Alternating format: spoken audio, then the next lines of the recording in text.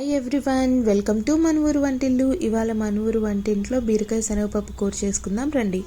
ముందుగా ఇక్కడ చూపిస్తున్న ఇంగ్రీడియంట్స్ అన్నీ తీసుకోవాలండి. వీటితో పాటు మన మెయిన్ ఇంగ్రీడియంట్స్ వచ్చి శనగపప్పు ఇంకా బీరకాయ అండి.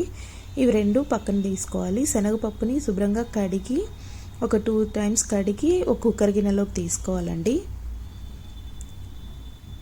దాని తర్వాత ఇందులోకి తగినన్ని వాటర్ వేసుకోవాలి. ఆ తర్వాత కట్ చేసి పెట్టుకున్న బీరకాయ ముక్కల్ని ఇందులోకి యాడ్ చేసుకోవాలండి. దాని తర్వాత ఒక పెద్ద ఉల్లిపాయ ముక్కల్ని ఇలా పొడవుగా కట్ చేసుకొని వేసుకున్నాను. దాని తర్వాత ఒక 2 టమాటా ముక్కల్ని వేసుకున్నానండి.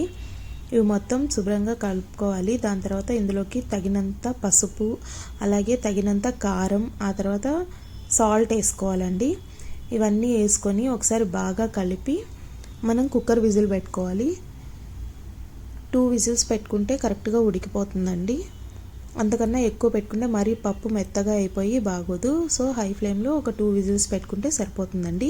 ఈలోపు మనం ఇందులోకి కావలసినట్లుగా ఇట్లా ధనియాలు ఒక 2 స్పూన్స్ వరకు తీసుకొని వేయించుకొని వాటితో పాటు వెల్లుల్లి వేసుకొని మిక్సీ పట్టుకోవాలి. మీ దగ్గర ఆల్రెడీ ధనియాల పొడి ఉన్నా వేసుకోవచ్చు. ఇలా ఉడుకుతున్న కర్రీలోకి ఇప్పుడు ధనియాలు వెల్లుల్లిపాయ కలిపి చేసుకున్న పౌడర్ని ఇందులోకి యాడ్ చేసేసుకోవాలి. అంతే, కూర రెడీ అయిపోతుంది. దాని తర్వాత పోపు కోసం ఇట్లా కొంచెం ఆయిల్ వేసుకున్నాను. దాని తర్వాత ఆయిల్ వేడయ్యాక ఆవాలు జీలకర్ర వేసుకున్నానండి.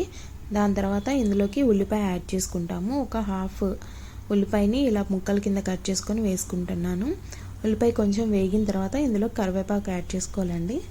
కరివేపాకు ఉల్లిపాయ చక్కగా వేగిపోయిన తర్వాత ఈ పోపుని తీసుకెళ్ళి కూరలో వేసి కలుపుకుంటే మన బీరకాయ శనగపప్పు కూర రెడీ అయిపోతుందండి. ఇది చాలా హెల్దీ అండి, చాలా బాగుంటుంది. నాన్ వెజ్కి ఏ మాత్రం తీసుకోకుండా దీని రుచి ఉంటుందండి. ప్లీజ్ అందరూ ఒకసారి ట్రై చేసి ఎలా ఉందో కామెంట్ చేయండి. వీడియో నచ్చితే ప్లీజ్ లైక్, షేర్,